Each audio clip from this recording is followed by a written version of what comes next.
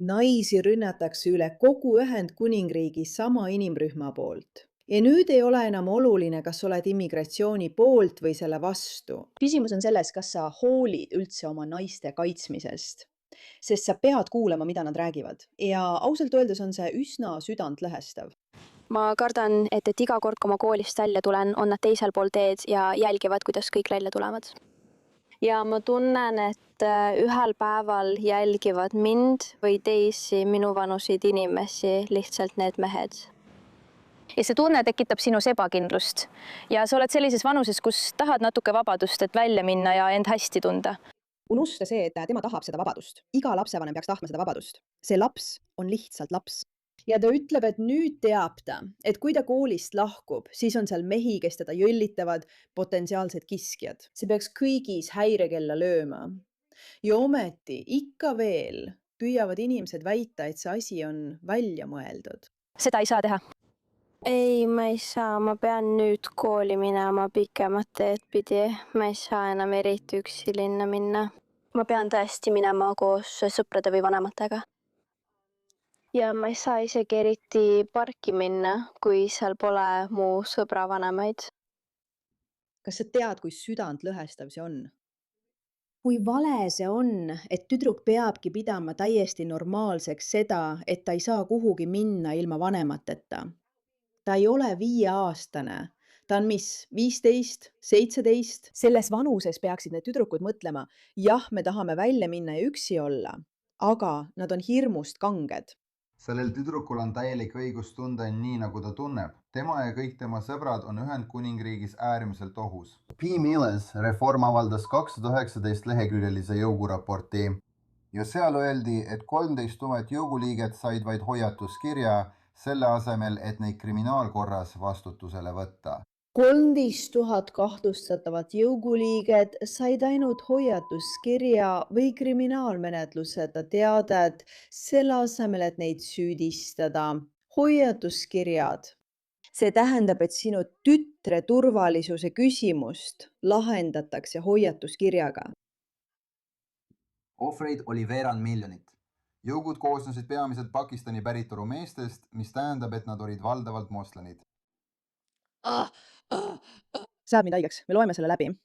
Süsteemne varjamine ja kaasosalus. Politsei, kohalik omavalitsus, sotsiaalteenused ja prokurörid eirasid korduvalt tõendeid, lükkasid ohvrite ütlused tagasi, viisid tüdrukud tagasi väärkohtlejate juurde ja vältisid tegutsemist, kartes saada rassistiks tembeldatud või kahjustada kogukonna suhteid. Lubage mul teile seda öelda. Kui ma üles kasvasin, ütles mu ema alati, et kui keegi ütleb sulle midagi imelikku, siis mine politseisse, helista mulle, räägi kindlasti kellelegi vanemale tänaval, et midagi on juhtumas. Aga mida te siin näete, on see, et politsei, sotsiaalteenused ja prokurörid tegelikult eirasid tõendeid, sest nad kartsid nii väga, et neid nimetatakse rassistideks. See tähendab, et sinu tütar ei lähe ühegi politseiniku juurde ega helista sotsiaalteenustesse, ei teata sellest NHS-ile ja võib-olla ei räägi isegi sulle, sest ta kardab nii väga. See ei ole ühiskond, kus me peaksime elama. Ja kahjuks lähevad lood veel hullemaks, sest see tüdruk, tal on lihtsalt talupoja mõistus. Aga on ka päris inimesi, kes räägivad, mis nendega tegelikult juhtus. Ma mõtlen, see vapper naine, uskumatu. Tõeline õiglus algab siis, kui nad lõpetavad meie nägemise objektina, kelle puhul saab vastutus teiste kaela veeretada ja asju vaiba alla peita. Ja nagu keegi ei saa teada või keegi ei klõpsa meie teatel. Kas sa tead, kes see naine on? Okei. See on Briti naine. Ta oli see, kes murdis vaikuse ja paljastas valgete ohvrite ebainimliku kohtlemise nii Pakistani jõukude kui ka Ühendkuningriigi poliitilise eliidi poolt. Ta uimastati, lugustati korteritesse, aheldati ja teda kuritarvitati korduvalt 5 aasta jooksul alates 13. eluaastast jõukude poolt. Laboristid ei tunne huvi, kui tegemist on tavalise töölisklassiga. See on tegelikult hullumeelne. No ma ütlen, see on see, mida see inimene siin kirjutab. 1000 haavatavad valged briti tüdrukud meelitatakse süstemaatiliselt võrku, jälgitakse, nendega kaubitsetakse, bla, bla, bla, bla, bla, bla, bla. Oxford, eks. See ei toimu ainult kohtades, millest sa pole kunagi kuulnud. Oxfordis toimub see. Ja võimud, politsei ja poliitikud teadsid. Aga kui nad midagi ei teinud, siis vähemalt varjasid seda aktiivselt, et kaitsta mainet. Nad ei hakka üle tee kõiki jälgima. Okei, vaatame, mis just. Ütleb ja inimlikkust neis. Nad peaksid sellega tõesti kiiresti tegelema ja see teeb mulle muret, sest tundub, nagu nad ei tahaks, et asjad pinnale tuleksid. see on peaaegu nagu nad varjaksid midagi, mida rohkem nad seda alla suruvad. see paneb paljud häirekellad helisema. Miks sa peaksid midagi sellist eitama? Miks sa peaksid midagi sellist tühistama? see käib minust üle. Täiesti üle minu mõistuse. Ühiskonna peamine ülesanne on kaitsta oma nõrku ja haavatavaid. Ja nõrgad ja haavatavad tähendavad kahjuks sageli lapsi ja mõnikord ka naisi. Mitte selleks, et kaitsta mehi lihtsalt sellepärast, et kardetakse neid rassistiks nimetada ja kindlasti mitte selleks, et kaitsta inimesi, kes tulevad siia ega väärigi siin olemist. Nii et sind koeldi, ma mõtlen, asi on selles, et sind koeldi nagu mitte midagi, nagu alaminimest selle kohutava jõugu Sargi ja tema kaaslaste poolt. Ma mõtlen, sa pead ju tundma, et sind koheldakse jälle nagu mitte midagi. Jah, ma tunnen, et mind on koheldud nagu mitte midagi sellest hetkest alates, kui ma sellest teada andsin. Ja ma tunnen, et mida kauem see kestab ja sa tead, avalikkuse ees on palju asju, sind koheldakse ikka nagu mitte midagi, sa ei ole nagu keegi. Tead, ausalt öeldes, ma tegelikult ei taha selle tüdruku kaastundeloosse süveneda. Fakt, et ta tunneb, et teda on koheldud nagu mitte midagi, see on miski, mida meedia võib lõputult kasutada. Hea nende jaoks. Ja selles on tõde. Sa ei taha panna ohvrit end halvasti tundma selle pärast, et ta räägib, mis temaga juhtus. See on muidugi selge. Aga küsimus, mida me tegelikult peame endalt küsima, on miks? Miks ometi peaks valitsus kaitsma halbu inimesi heade asemel? Mis see on? Ja miks me oleme lihtsalt rahul sellega, et 14-aastased tüdrukud nagu see tüdruk ütlevad, et nad ei saa välja minna ilma, et kooli juures jälgiksid neid mingid imelikud tüübid? Kus see nüüd juhtunud on? Kui sa kavatsed mulle öelda, et see on ainult valgete probleem, siis astu tagasi, noor neiu. Astu tagasi, vana mees.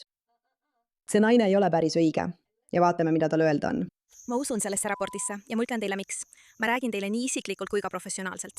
Isiklikult, kui ma olin noor, lähenesid mulle ise moslemi mehed grupiti kaubanduskeskuste ümbruses ja see juhtus suurema osa minu teismeest ja õnneks ma ei andnud neile kunagi võimalust. Teiseks, ma tean ja ma võiksin teile nimetada, mida ma siiski ei tee. Umbes 6 tüdrukut, kellega ma koos koolis käisin ja keda moslemi mehed kõik seksuaalseks ärakasutamiseks ära meelitasid ja väärkohtlesid. Kas ainult moslemi mehed väärkohtlevad? Ei, muidugi mitte. Väärkohtlemist esineb igas rahvuses, igas usus. Kuid see on teema, millest me praegu räägime. Selles kogukonnas on siin teatud muster. Kõik need tüdrukud, kellest ma räägin, on sikhi, hindu või moslemi taustaga. Ja tol ajal see, no ma ütlen, muutis ka seda narratiivi. See ei ole valgete inimeste kaitsmine vaeste rõhutud teiste inimeste eest. See toimub igal pool. Mehed julgustasid tüdrukuid koolis poppi tegema, nendega Birminghamis kohtuma, nendega aega veetma, nende autodes sõitma ja alkoholi jooma. Ja mitmel korral kutsuti mind kaasa, aga ma keeldusin iga kord. Sest ma ei tahtnud nendele väljasõitudele minna, need tüdrukud solvasid mind koolis ja tõrjusid mind oma sõpruskonnast välja. Mõnda aega olin koolis üksi ilma sõprade ja seltskonnata. Aga aja jooksul see näitab, kui halb olukord tegelikult on. Need mehed ei manipuleeri ainult oma tüdrukutega. Nad avaldavad neile ka sotsiaalset survet, et muuta teistele tüdrukutele nende meeste seltskonda astumine ebasobivaks, sest need mehed hakkavad neid siis seksuaalseks ärakasutamiseks peibutama ja tegema nendega jumal teab mida. See näitab, kui sügavalt süsteemne see kõik on.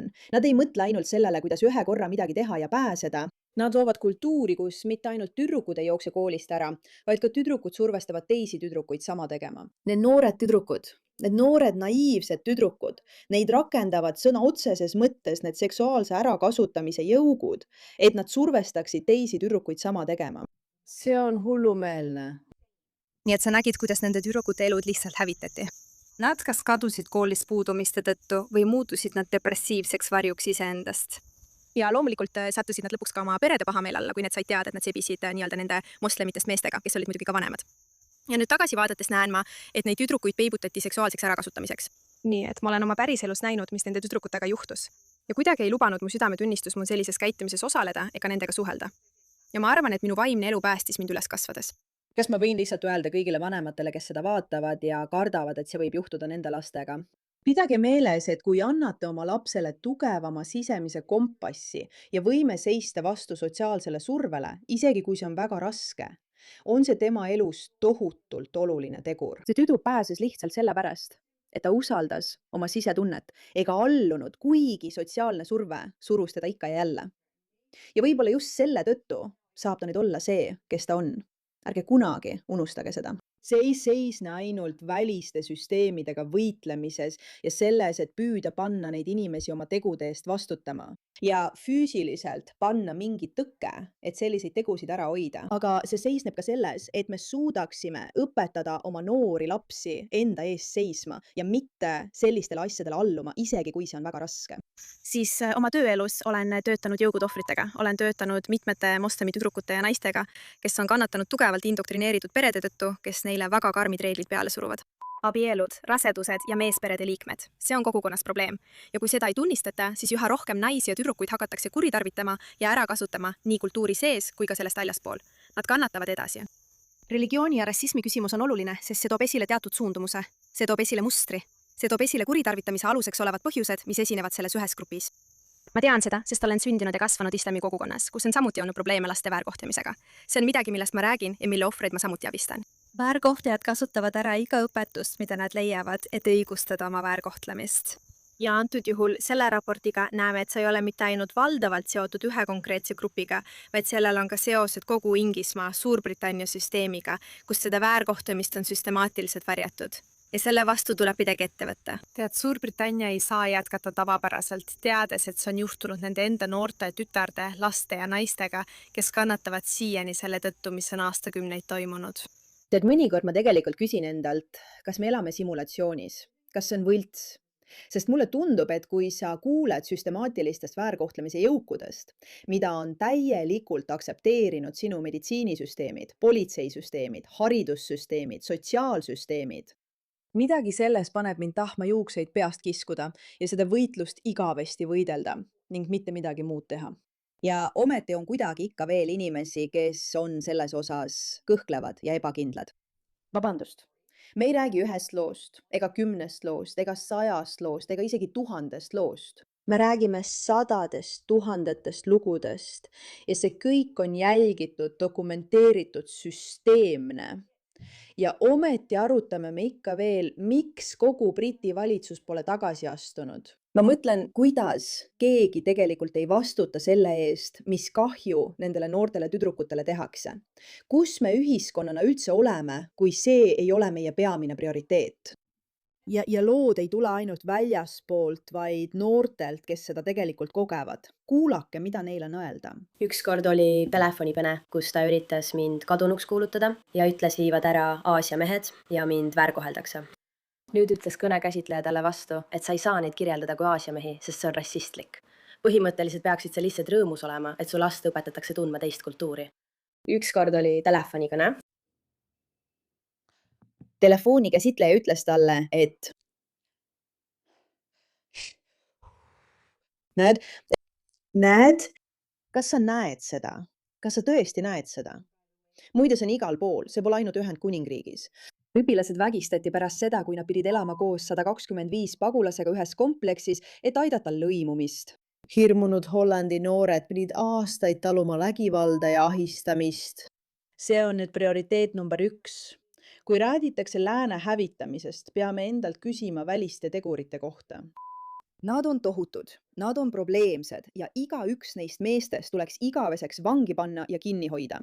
Aga me peame ka rääkima sellest, kus me ise alt vedasime, kus meie süsteemid lõid inimesi, kes reageerivad ja ütlevad, ära ütle, et need olid Aasia mehed. See on rassistlik. Selle asemel, et öelda, vabandust, ma ei suuda uskuda, et see sinuga juhtus. Me saadame sulle kohe abi. Aitäh, et pöörasite sellele küsimusele tähelepanu.